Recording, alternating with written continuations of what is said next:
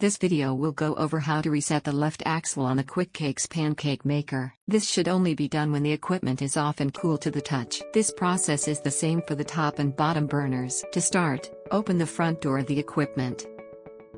Release the white anti-roller from the burner frame. And release the tension by sliding the tension lever to the left. Now, remove the Teflon-based cooking belt from inside the equipment. Next, reinsert the white anti-roller back into the burner frame, and reapply the tension by sliding the tension lever back to the right-hand side. Remove the two metal lug nuts that secure the burner to the equipment. If necessary, use pliers to loosen the lug nuts. Now that the lug nuts have been removed, we can remove the entire burner and roller assembly from inside the equipment by sliding it out. Some force may be required to release the connection prongs from the back of the equipment.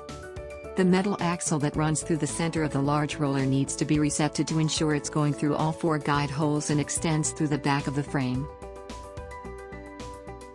If possible, move the tension lever to the lower slot on its track, so the metal axle going through the large roller lines up with the half circle in the frame. Then, remove the metal axle by pulling it out. Take note of the 4 guide holes the metal axle needs to go through. There are 2 in the front before it goes into the roller and then 2 more in the back after the axle goes through the length of the roller. Reinstall the roller by lining it up, pushing the metal axle back through the first 2 guide holes, through the length of the roller, and then through the back 2 guide holes on the frame. Once reinstalled, lift the tension lever from the slot it was in and move it to the right. Doing this should expand the tension spring and move the roller to the left. Now, reinstall the burner roller assembly into the equipment by placing it on the arms and pushing in.